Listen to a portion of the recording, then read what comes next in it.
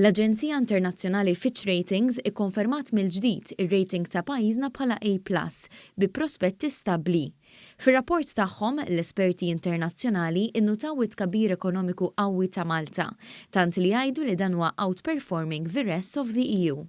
Huma jinnutaw kif l-akbar fattur wara tkabbir ekonomiku kien livell qawwi ta' investiment, dan fil-waqt li l-livell ta' konsum privat huwa tajjeb, minħabba li skont Fitch Ratings l-inflazzjoni f'pajjiżna baqgħet relattivament taħt kontroll minħabba l-miżura tal-Gvern li żamm il-prezz tal-enerġija stabbli.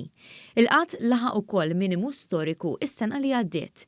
Fost is-setturi li l-aktar marru tajjeb ir-rapport isem il-gaming, l-informatika, is-servizzi professjonali kif ukoll it-turiżmu.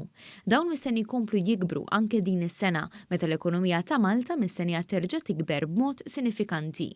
Dan fil-waqt li r-rata tal-għoli tal-ħajja mistennija tonqos, speċjalment fid-dawl tad-deċiżjoni tal-Gvern li jkompli jkun ta' sostenn. Minkejja dan is-sostenn, l-esperti tal-Fitch Ratings jirrikonoxxu li d-deficit kompla jonqos. Dan fid-dawl tal-galbu fl-maniġjar tal-ispiża tal-Gvern. Fil-fatt huma qed ibassru li mhux tal-Gvern se jilħaq il-miri fiskali għal din is-sena, imma talli se jmur anke aħjar milli previst fil-budget li għadda. Il-piż tad-dejn pubbliku mbassar li jibqa' taħt is-60% tal-ġid nazzjonali. Fir-rapport tagħhom tal-Fitch Ratings jgħidu li mingħajr bżonn ta' miżuri ta' awsterità bħal żidiet fit-taxxi jew tnaqqis fl-ispiża, il-qagħda finanzjarja tal-Gvern se tibqa' titjieb minħabba rata tajba ta' tkabbir ekonomiku. Dan fil-waqt li rapport nota li pajjiżna għandu strong institutional capacity, effective rule of law and a low level of corruption.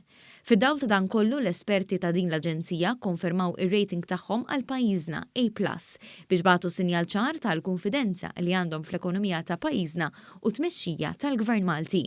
Fuq Twitter, il-Prim Ministru Robert Abela innota kif minkejja l-inċertezzi ekonomiċi madwar id-dinja, l-Aġenzija Fitch Ratings reġgħet ikkonfermat rating b'saħħtu għal Malta. Żied jgħid kif l-esperti ta' Fitch jinnutaw kif l-ekonomija Maltija tisboq ekonomiji oħra fl-Ewropa, b'investiment għoli, rekord ta' nies f'impjieg u inflazzjoni relattivament ikkontrollata.